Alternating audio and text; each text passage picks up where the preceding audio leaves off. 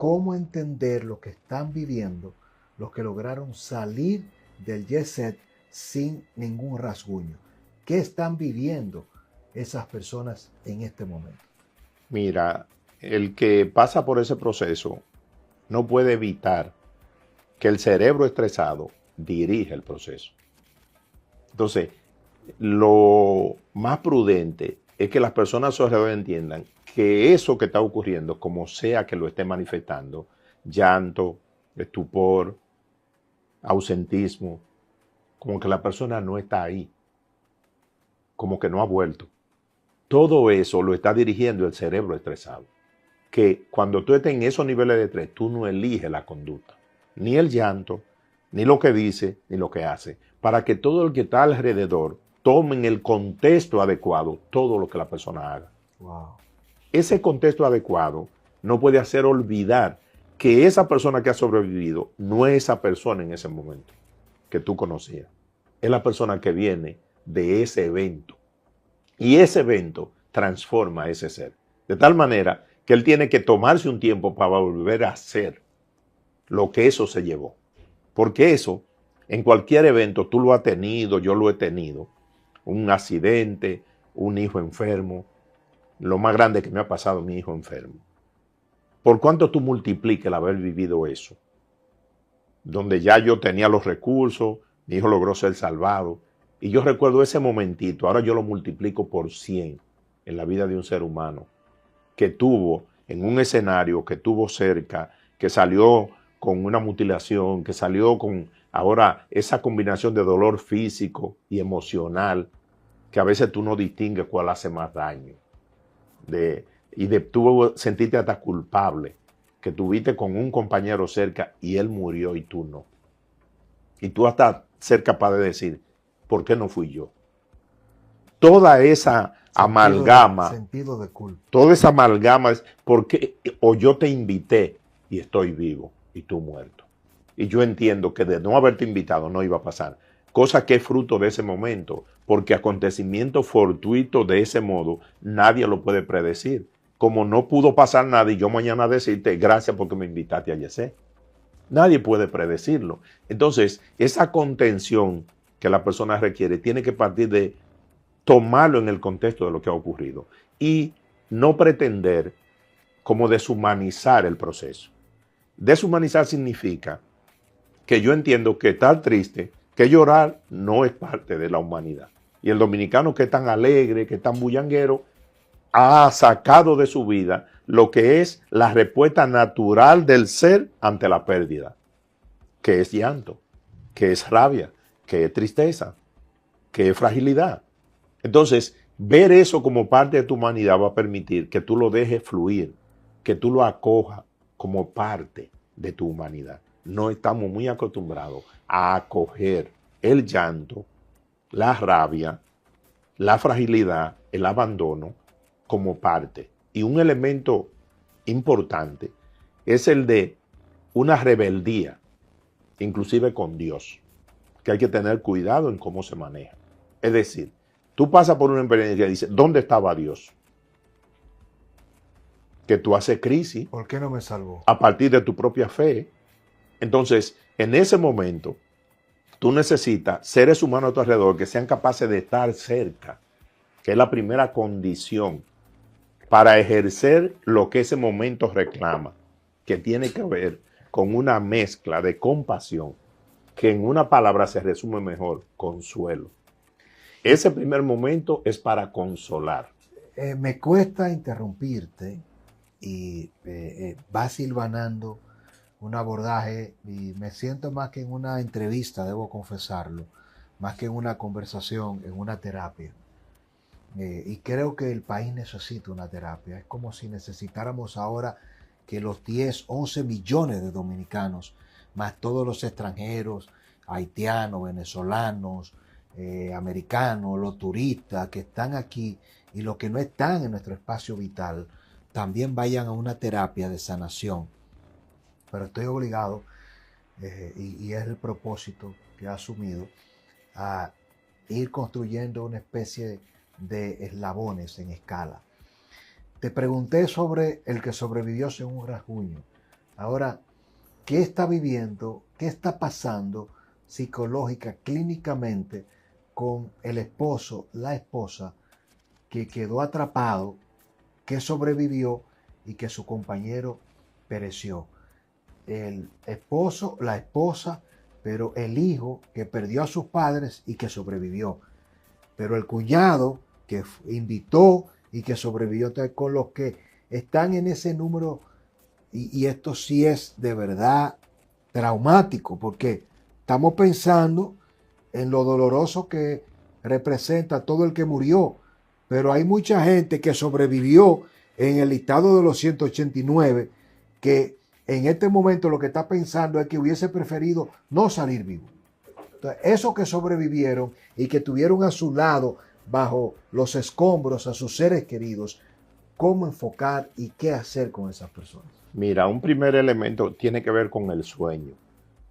Hay que cuidar que esa persona de no poder concebir el sueño, porque el cerebro queda en un estado en el cual entiende que si se duerme puede representar un peligro adicional, porque el grado de impacto de la experiencia le hace creer a la persona que de dormir va a perder control y necesita medicación. Esa persona en ese estado no se puede esperar a que pasen 3 días sin dormir, porque esa ausencia de sueño va a aumentar esa incapacidad natural que tiene el ser humano de sobreponerse. El trauma. El trauma. Entonces, hay que inducir ese sueño. No se puede esperar que lo logre la persona, porque el impacto ha sido tan grande que el cerebro estresado entiende que si tú te duermes corre peligro. Entonces tú no lo puedes lograr aunque esté agotado, aunque esté consciente de que necesita descansar para poder continuar con todo lo que esto va a dejar como secuela. Porque no es solo que esa persona murió, hay todo un proceso alrededor de readecuación de la vida, de lo que esa persona representaba, de lo que esa persona hacía, del dinero que involucra los funerales, los niños para la escuela, todo lo que esa persona representaba en el entorno. Hay que reajustarlo rápidamente. El que quedó, que ahora tienen menos recursos y están atravesando por un momento de fragilidad. Por eso esto requiere un cuidador, una comunidad cuidadora, una familia cuidadora que esté pendiente de esa persona, porque puede venir una depresión reactiva profunda y esa persona está atentar contra su vida. En una combinación de insomnio, de agotamiento y de culpa, como una fase inicial, si tú quieres, rabiosa de la no aceptación de esa realidad. Y una respuesta puede ser temeraria, a querer hasta acompañar a la persona fallecida como un acto. Que tú estás planteando que muchos de los sobrevivientes pudieran entrar en una conducta autodestructiva de suicidio. Y no deben dejarlos solos. Wow. Deben ni permitir que entren a una habitación por mucho tiempo solo, ni que duerman solos los primeros días, ni que mucho menos salgan, como algunos, si quedaron no muy afectados, a manejar, a asumir la vida normal. El entorno debería decirle que sean acompañados, que sean observados varios días. Es que muchas personas en el instante y en el momento entran como en una negación que el cerebro diseña para protegerte de esos hechos así. Entonces tú estás como tranquilo y todo el mundo te ve tranquilo, pero es que el cerebro negó, bloqueó, como cuando una cámara filma una sola imagen. Entonces la persona te dice, no, todo está tranquilo, yo sé que hubo un accidente, que yo sé lo de Yese. Pero eso, el cerebro no le ha dado paso a la información completa. Si le da paso en un escenario incorrecto, esa persona puede hacer cualquier cosa. Puede entrar en un ataque de pánico. Esa persona puede frizarse manejando en el tránsito y ser accidentada. Durante varios días, esa persona tiene que estar en observación. ¿Qué tiempo? 3 días, dependiendo el tipo de persona. Y tú te das cuenta, porque es que hay como una forma natural del cuerpo ir volviendo. Y si vuelve en condición inadecuada, yo no garantizo que la contención que la persona necesita esté garantizada. Contener es que personas que saben lo que te ha pasado observan tus movimientos, para si esos movimientos son en orden autodestructivo, intervenir otra persona que esté más consciente y que te pueda. Por eso el elemento principal es no dejarles solos, porque la soledad hace que la persona le aumente la sensación de que está pasando solo por el caos. Lo que hay que garantizar. ¿Y cómo manejar comunicacionalmente, Minaya, el aspecto de que generalmente cuando nos deprimimos, cuando estamos pasando por situaciones de que nos afectan a todos los humanos, lo que primero reclamamos es déjame solo, no me hables, dame un espacio? Entonces uno tiene que decir que no es. Ajá. Lo primero es que la persona inhabilitada, ¿qué autoridad tú le das para decidir lo que hay que hacer? Es decir, a una persona que acaba de atravesar por un cuadro así, ¿tú consideras que tiene la potestad de saber lo que hay que hacer? Entonces yo no puedo decirle a esa persona, sí.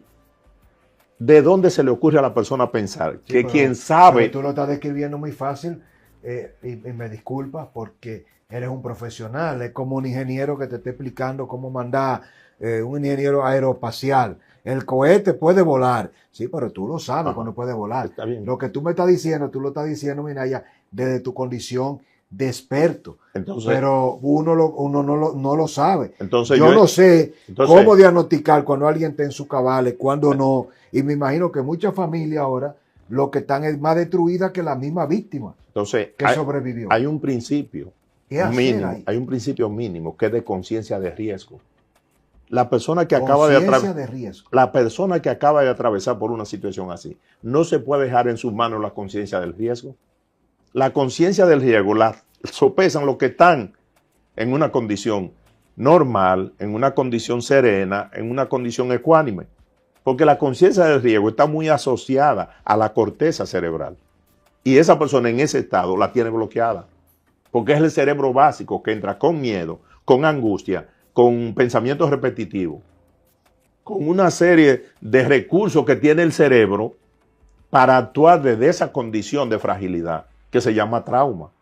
Por eso una persona en medio de un trauma, tú no puedes darle discurso, tú no puedes permitirle que dirija el proceso. Por eso hay cuidadores, por eso la comunidad, el gobierno, el colegio de psicólogos, los psiquiatras, todo lo que tengamos posibilidad de accesar a la vida de uno de esos seres humanos, tenemos que sustituir su voluntad momentánea para salvarle, para protegerle. Y en ese caso, cuando ellos dicen quiero estar solo, en el fondo no es decir quieren estar solo. Porque la presencia no es que yo te hable, es que yo esté para ti. Entonces son dos cosas distintas. Hay gente que cree que para ayudarte a salir de eso, tiene que hablarte, tiene que decirte. Aquí es una presencia sosegada, a disposición, donde tú estás ahí recostado y yo estoy aquí contigo. Y yo estoy a disposición tuya, no de yo hablar, ni preguntarte, ni que me diga. Yo estoy para ti. Esa sensación la requiere una persona en trauma. Tener seres humanos que estén a disposición. Que le pasa un agua, que le hace un café si le gusta, que pide que no pongan música, que bajen la voz, que si sale a caminar la acompaña. Es una presencia. Y esa presencia está a disposición del que está traumado, no que la dirija el que está bien. Y esa presencia basada en una verdad. Verdad que siempre tiene un componente de esperanza. Son las tres cosas. Estar cerca, en base a la verdad. Porque tú no puedes decir a la persona, no, eso no fue así, no se sabe, está en el hospital. No, mira, siéntate, sí, pasó ese accidente, gracias a Dios, tú estás bien, esa es la verdad. En el proceso falleció, la persona se le ha dado las atenciones del lugar, se está procediendo, serénate, tranquilízate, que ahora necesitamos estar todos unidos ante este hecho que nos ha acaecido. A la persona tú no le puedes decir en ese estado que ya vio cómo dejó a la persona en qué condición, que está bien. Porque eso es falso. Minaya, brillante lo que dices. 3 pasos, Y, sí, que se lo repito a la gente. adelante. Estar cerca, en base a la verdad, con esperanza. Porque en medio de toda situación hay un elemento esperanzador. ¿Cómo cambia esta realidad? Hemos conversado, número 1, con respecto a las personas que salieron ilesas.